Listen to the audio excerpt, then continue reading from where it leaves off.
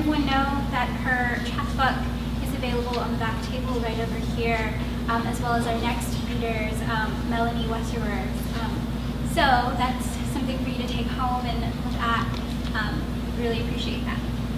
And our next featured reader tonight is Melanie Westerberg. She's a short fiction, or her short fiction has appeared in Best New American Voices, the Austin Chronicle, 1111, Mid-American Review, Third Coast, and Torpedo. She's still excited about her Ostpress chapbook that came out last fall, and 6 years ago, she wrote a novella. On Monday, she'll be leaving for a 4-week writer's residency at Kimmel Harding Nelson Center for the Arts in Nebraska City to work on her novel. She was born in Iowa and has lived in Austin for almost 10 years and holds an MFA in writing from California College of the Arts in San Francisco, where she also studied weaving and textiles history. Her favorite ice cream is anything with peanut butter in it, and she's evangelical about Coconut Bliss Vanilla Island. Sounds pretty blissful. Melanie, please take over the stage.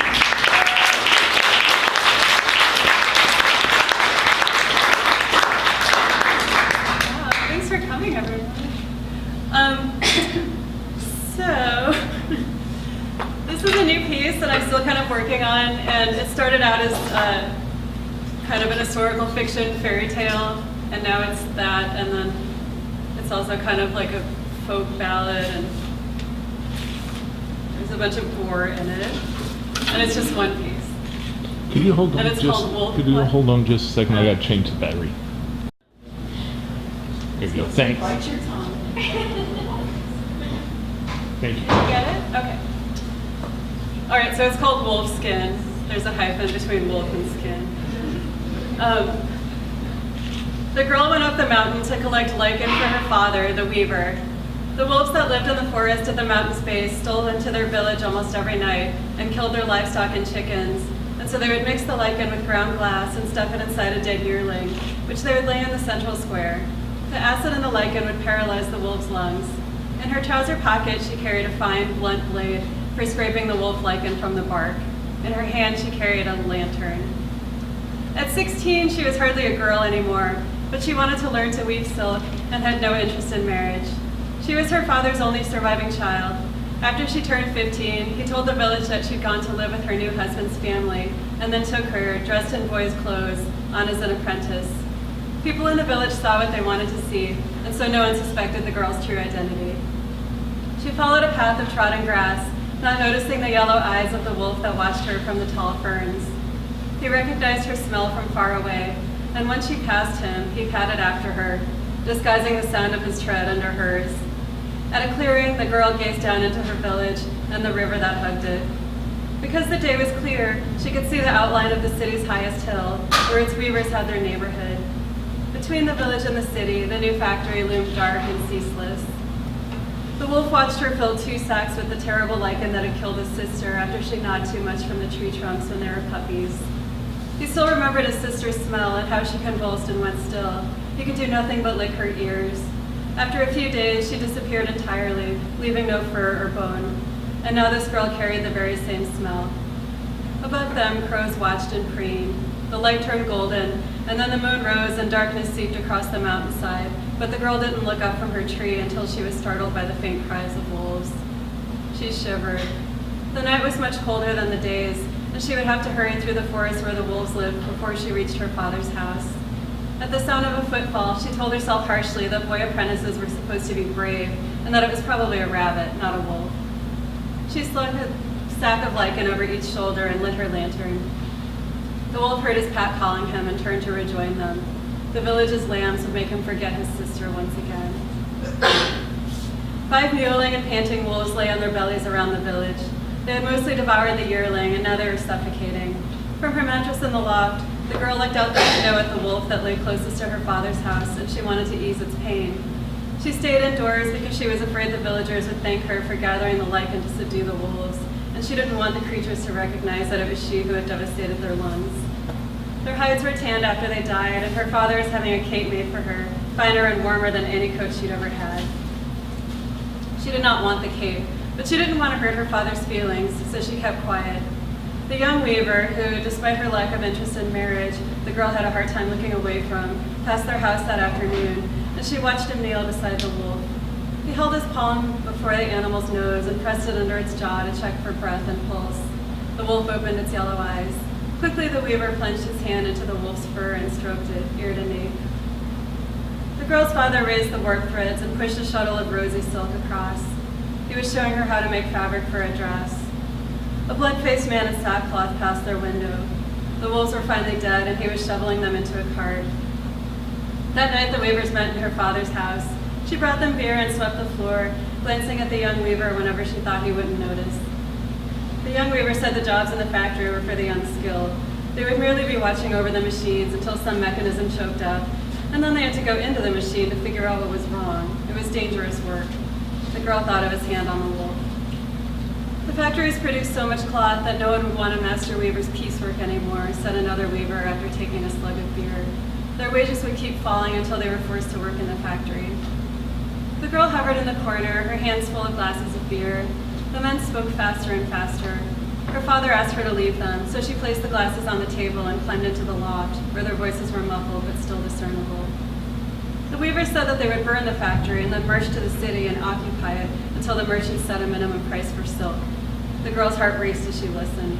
Her father argued that they should keep negotiating with the merchants, and in that moment she thought him a coward and was ashamed. The day their village was strangely empty and smelled of smoke, the girl ran toward the factory for an hour without stopping. Her father could not catch her, and though smoke sharpened the air, she felt good running and could have kept going.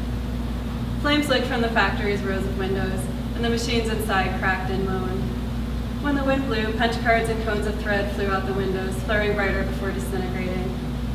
The weavers from her village and men she didn't recognize surrounded the burning factory. She found the young weaver in the crowd and went to him. He was beaming. His eyes reflected the fire. "They're from the city," he said of the men she didn't recognize. "We can set our own wages if we work together." His hand closed over her shoulder. Together they watched the factory's roof collapse, and then he left for the city with the other weavers. Though she knew her father would be worried, she stayed and watched the fire alone. She watched the river surge from the city and wondered how the factory looked from the mountain now, and whether the wolves were afraid. When she returned home after dark to find her father at his table, she expected that he would lock her somewhere. Fathers were always locking their daughters away. She half expected him to slip wolf-like into her food, so she too would be paralyzed and no longer able to worry him. "You must be more careful," he told the girl, instead of locking her away or poisoning her.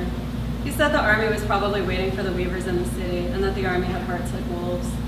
The girl made dinner for them, and after that they went back to work. They heard nothing from the city for more than a week. The wolves kept coming. It was nearly winter. The girl helped her father tie a warp onto his smaller loom, hooking the threads through hundreds of string heddles, and used her body as a weight to counterbalance its tension, and all the while she longed for the young weaver. Her father left before dusk to help drag another yearling to the square. She was supposed to prepare their dinner, but instead she climbed into the loft and put on the old dress she kept in her trunk. Slowly she walked the room's tight periphery as the fabric wound around her legs and dragged on the floor. She had inherited the dress from her older sister, but she'd already grown too big for it. She imagined wearing such a dress up the mountain, vines and thorns snarling in skirts that grew ever heavier. The wolves wouldn't know what to make of it. She could hide an entire wolf in the bell of the skirt. Her sister's smell had long faded from the fabric. She climbed down the ladder and retrieved her father's best scissors and cut the dress into a rope. That night, once her father was asleep, she secured the dress rope and climbed it out her window and down the front of the house. She could have found her way to the square even without the moon. All she had to do was follow the wet scuffle and snarl of the wolves eating. Secret underground tunnels connected buildings in the city.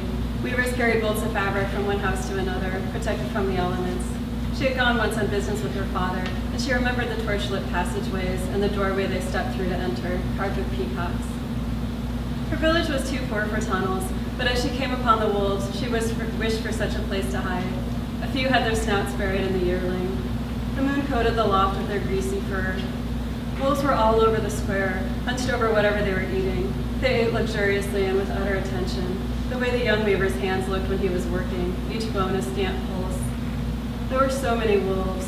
There was no use in poisoning them. There would always be more. She thought of them on the mountain, patting lichen into the rock, catching rabbits. The river behind them was sluggish. They didn't look up as she crossed. From the cave, she could see the dead weavers in the river.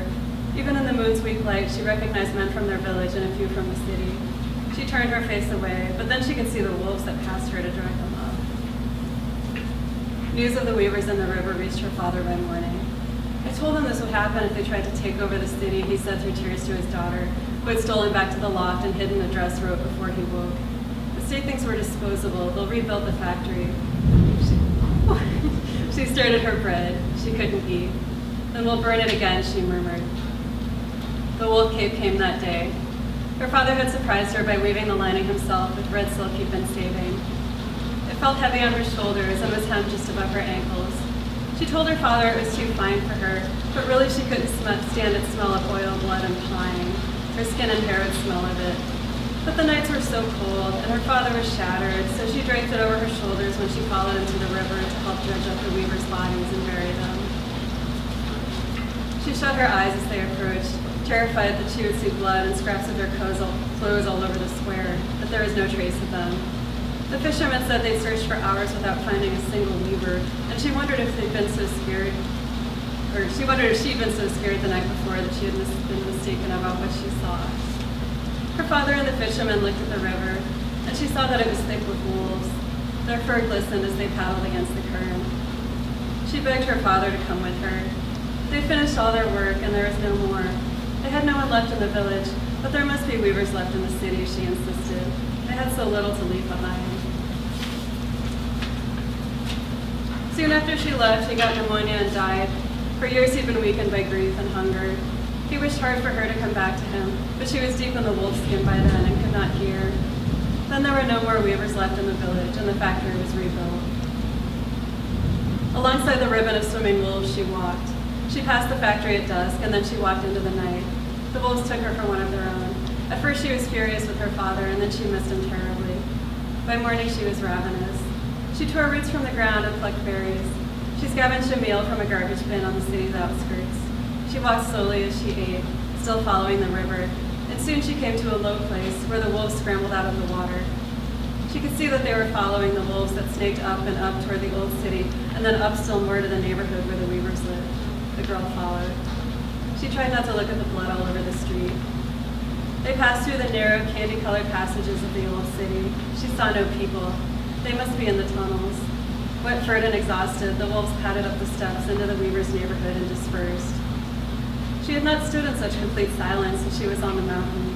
She wished for her father, but as on the mountain, she felt pleased to be alone, too. Down the street, a door opened, startling her. The soldier who stepped out of the house was around her age. The wolf was large, and he feared it might be diseased to have wandered so far into the city, and so he shot it. She knew it wasn't safe in the city, but how she wanted to stay, to learn to weave in the kind of studio she'd visited once with her father, to walk those secret tunnels. She unfurled the wolfskin from around herself and spat lichen into her hand. She closed her fingers around it, feeling its warmth, and when she looked up, she saw that the weavers had started to come back. Here were the men from the meeting at her father's house, and the men she remembered seeing in front of the burning factory. They appeared from the tunnels or the stairs to the old city, from doorways and from under the street. She pushed the lichen into her pocket. Her father stepped around the corner, and she ran into his arms. They lived together on the top of the hill and did their work while the factory seared the air. No longer beholden to the merchants, they wove fabric showing forests thick with animals, peacocks they had only seen in pictures and carvings, mountains and river veins. The girl and the young weaver slept under her wolfskin every night, and she often dreamed of wolves. On rare clear days, she could see the outline of the mountain. The girl stayed with them for a time, and they trained her to weave, but she came to miss the company of the wolves, and one day crossed alone back to the mountain. The end.